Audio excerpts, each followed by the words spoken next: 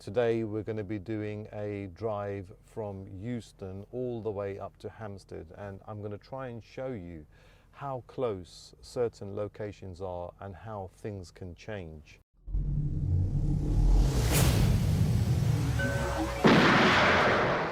Straight in front of me we've got Euston Station, and this road is called Eversholt Street. So I'm going to turn right here, and then once I turn right, it's literally going to be a straight road all the way down, and we're going to be passing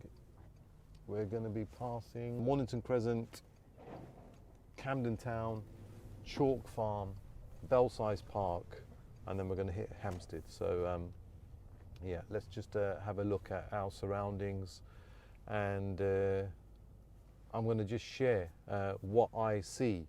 I think that's important. So this part here, which is Euston, it's a very transitional location. Lots of people coming in, commuting. There's trains. Literally 2 minutes down the road, we've got King's Cross and St Pancras station as well, which takes you to other cities in the UK, but also it has the Eurostar as well. So straight in front of us, this road is called Eversholt Street. On the left hand side we've got a big post office main depot here, and I've seen other post office depots being converted into apartment blocks. One of them is Rathbone Place, which is at the back of Oxford Street, and that was turned into luxury apartments, and at some point this will probably have the same. On the right hand side, what you'll see, densely populated with council estates, and what you've got there is people that are residing there, and a lot of the apartments or council flats, we'll call them, have been sold off to their owners, and they're now rented out to UCL students. So straight in front of me, once again, on the right hand side, we've got some period property. These are all chopped up, subdivided, ground floor flat, first floor flat, top floor flat, and then they get rented out, and they are literally on the market for hours, and UCL students would be renting them. So it's a busy market here. So as you can see, a lot of transitional people here, and straight over this light we're going to be hitting Mornington Crescent tube station. And Mornington Crescent tube station is the other side of Camden Town, and then Camden Town, the same equidistance, we're going to hit Chalk Farm. So the distance between Euston and Camden is literally, we've driven here for about 2 minutes, and it's about a 5-7 minute walk. So yeah, straight in front of me we've got Mornington Crescent. This is Eversholt Street. On the left and the right we've got some shops. Above the shops we have apartments. Those apartments once again are subdivided into flats. A 1-bedroom flat here will cost you approximately £300 per week, which is £1,300 per month, and a 2-bedroom is going to be around £425 to £450, which is about £1,850 to £1,950, £1,950 per month. Right, okay guys, straight in front of me, on the left hand side, Mornington Crescent tube station. Straight in front of me we've got Camden High Street. This is the bottom end. The shops are not as nice here. On the right hand side of me, that used to be the old Camden Palace, which has now been, the name's changed for many years actually, but yeah, Camden Palace. If you're ever looking for a good place to go on a Friday night or a Saturday night, 20 years ago, Camden Palace was the place. Okay, so straight in front of me we can see it's slightly changed now. So the people that are walking past now are not necessarily transitional travellers. There could be local residents, there could be people that are working around here, they could be tenants that are living around here, but it's much more of a local community. So this part of Camden High Street, we've got some independent shops before we hit the main Camden town. So look, just gives you an idea of how things are. And the distance between Mornington Crescent tube station and about another 400 metres is Camden Town. And that's how close we are from Euston, Mornington Crescent and Camden Town. On the left-hand side here, you can see a building's been knocked down, lots of changes with commercial. They're going to be developing some apartments there. This is the mid-section of the high street where you've got all of your, well, we've got Marks and Spencer's on the left, we've got Lloyd's Bank. There's always roadworks going on around here, and it's just one of those things that we've learned to live with. Camden Town. Now, there is a stigma or a perception that people have of Camden Town, which is it's not very nice, and it's punk rocker, and they have this crazy image. However, it's completely different if you really know Camden. So this midsection here is where Camden Town Market is, and what's really important for you guys to know is that there was one of the biggest property deals done here about 7 to 8 years ago, and it was the entire market was owned by one person. Can you imagine? One person owned the entire Camden Market. This midsection here is Camden Town Station, where the market is. Coming back to the market now, the entire market was sold for £200 million. £200 million. And there was one Israeli property investor that acquired it, and he subsequently has created value. Now, the question that I've got to ask myself, and in order for you to understand, is how did one person acquire an entire market for £200 million? Well, very, very simple. He had backers. So this guy is the front man. His name's Teddy, and he's obviously gone to his investors with a plan in terms of acquiring the market, creating value, and offering the investors a vision of what he could do. And subsequently he got backed. People trusted him, his investors trusted him. Some gave him like 10 million, 15 million, 5 million, 50 million, whatever it may be.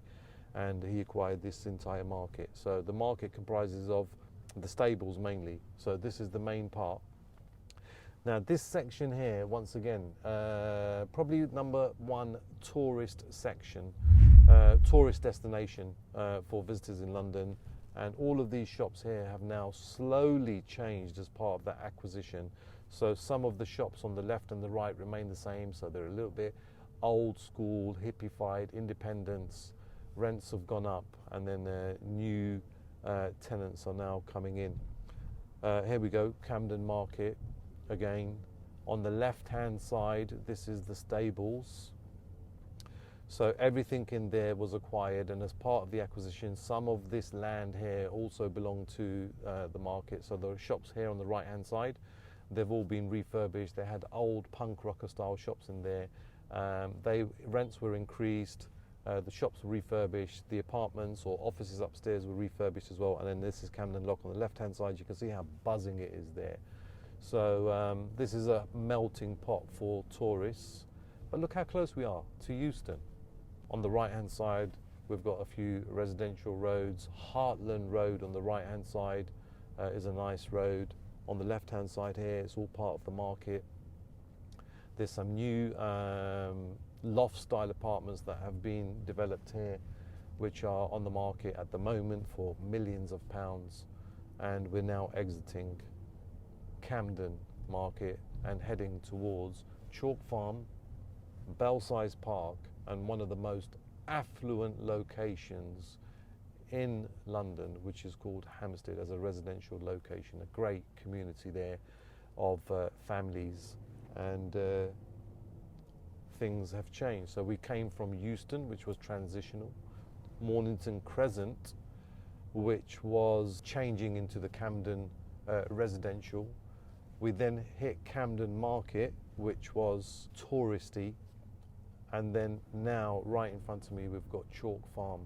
If I turn left here, that will take me to Swiss Cottage, but now we're going to continue going straight, and I'm going to show you how close Chalk Farm, Camden Town, Chalk Farm, we're going to hit Belsize Park, and then we're going to hit Hampstead, and I'm going to show you a really nice crepe place in Hampstead where, if you love crepe or you haven't tried it, highly recommended. So you can see here now, no tourists, no transitional people walking through. It's all residents, and the local people profile, I'll call it, changes completely. We've got more established people here, probably age range from about 30 plus to families that have lived there for decades. This section here takes us towards Belsize Park, which has got houses that are entire houses, and they've also got houses which are subdivided into apartments, and those apartments mainly are owner occupied and the houses are owner occupied. However, we've also got a rental market here as well. So typically in Camden, a not very nice done up one bedroom property is going to go for £300 per week, and it's going to fly out. Here, if you were to have a property and it wasn't to a certain standard, I don't think it would be rented that easily, because it's a much more established location. So a one bedroom flat in Camden is £300 per week, and the equivalent for £300 per week and even more, maybe £350, is going to be a studio apartment, and a one bedroom flat would be at £450 per week, and a two bedroom flat could go up to about £750 per week, and in some of the new developments it could be even higher. Now, what's quite important here is, as we're going towards Belsize Park, I don't know whether you can see it, but we're actually climbing up high altitude. One of the principles that I've noticed in property is the more high altitude you go, the higher the price point as well, and there's a premium for that. Another location similar to this for high altitude is a location called Muswell Hill, and Muswell Hill does not even have a tube station or transport. It has buses in and out, and it's got a very high price point for the houses, £2.5–3 million for large family dwellings. Before I detract, this is Belsize Park. On the left and the right, we've got some boutique shops. We've got a Pret there, Pizza Express.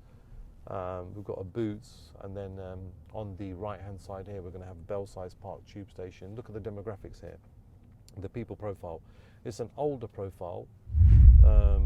They're dressed nicely, and they mainly a professional type of person that's living here, and that little section there is Belsize Park, and we're now driving up towards Hampstead, once again high altitude.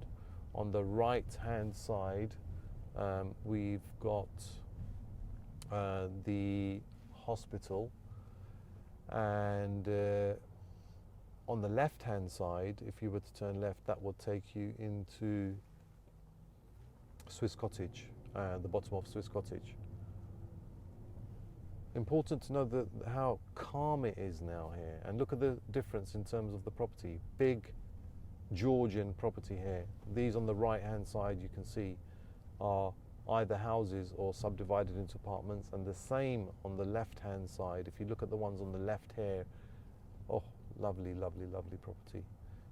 Now look, it's tree lined on both sides, so the landscaping changes as well. And just a little bit further up, we've got Hampstead High Street. There's a police station here as well on the right hand side, just where that red car is. Let's let this guy go. Thank you, my pleasure. And that was sold, and it's going to be converted into apartments, or it already has been, on the right hand side here.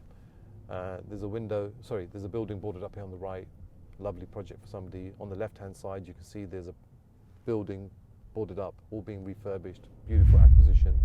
And we're going a little bit more uphill here now, and this is Hampstead High Street, and look at the profile here. A big Jewish community in Hampstead, and it always has been. However, it's changed as well, so it's a lot more international now. Wealthy bankers, international business people. I know a very, very well-to-do Malaysian tycoon, I'll call him, and they own one of the oldest hotels in Kuala Lumpur, and they're what I would call old money, and they literally live in Hampstead and have purchased in Hampstead for a couple of decades, and that's where the old money know London for what it is. And a lot of the new money that's been investing in London property have purchased off-plan properties in not so central locations, and they haven't done well because they initially bought overpriced properties, and subsequently the pound has weakened. They're 20% overpriced on the way in. They've lost another 20% on currency, and they're 40% down, and they're literally stuck. Whereas old established money, they know about London, they know about period property, they know about locations similar to Kensington and Hampstead and St John's Wood and Knightsbridge, and that's where they used to invest, and they've held their properties for decades, and they've seen the capital grow. So yeah, it gives you a little bit of understanding in terms of knowledge and understanding London, to be honest. So okay, here we go. Look at the shops here. Independents, they're not so commercialised here, so on the left and the right we've got a little bit of traffic here, which is not a bad thing because it gets you to see what Hampstead High Street is really like in terms of the people profile. Just really pay attention in terms of the people. There's no people with suitcases, there's no people with student bags. It's a much more mature crowd here that are residential, so they're the residents of this area. It's also not so much of a transient location where people from out of the location will come and visit Hampstead. On the right hand side here, I don't know if you can see that, there's an old gentleman there that probably lived there most of his life. Park and Warden on the left, absolute nightmares in London. And just coming to the top of Hampstead, Coat Brasserie, Patara, which is a really nice Thai place. A really nice opticians on the right. They've got a local post office here. And just a little bit further here, you're going to see some really nice shops here.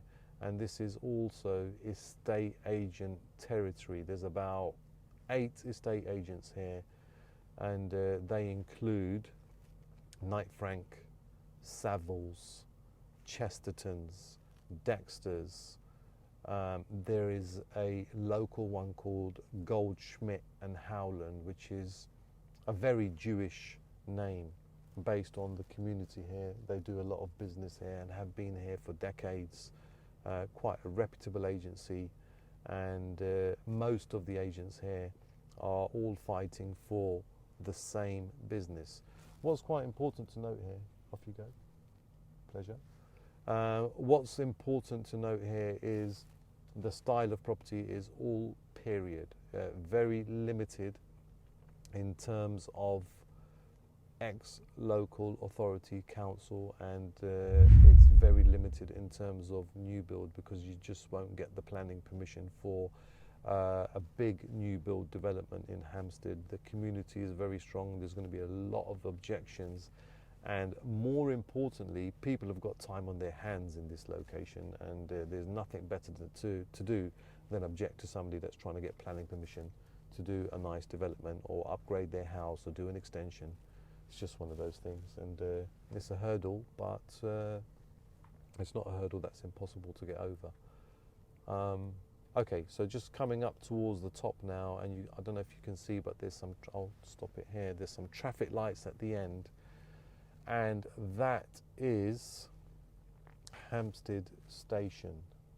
So gives you a little bit of an update of the one road. And where did we start? We started in Euston.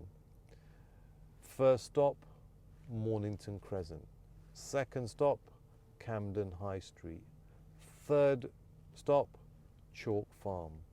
Fourth stop, Belsize Park.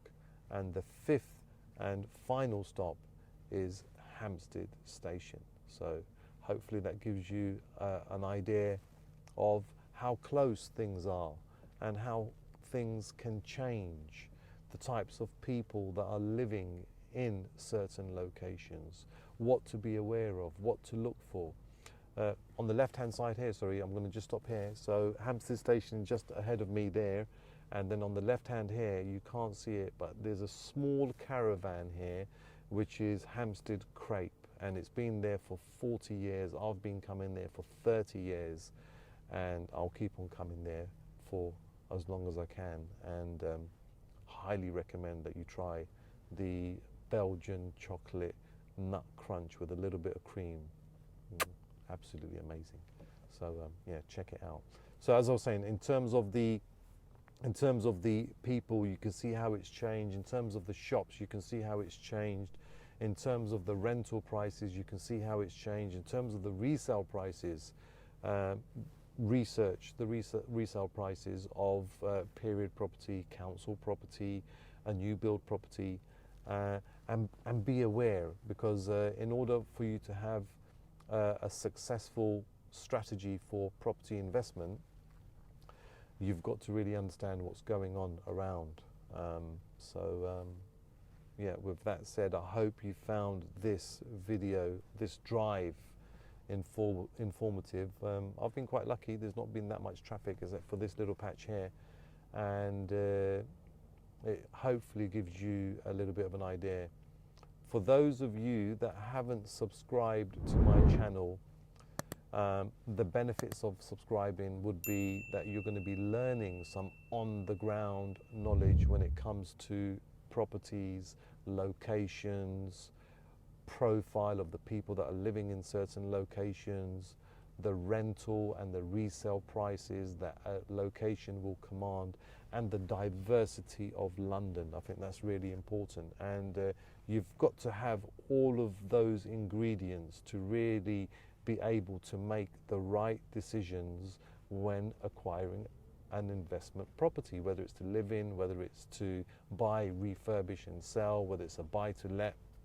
And all of this type of information will help you understand how I see things through my lens, and how you guys should start looking at things if you're really focused and serious about property investment. So here we are anyway at Hampstead.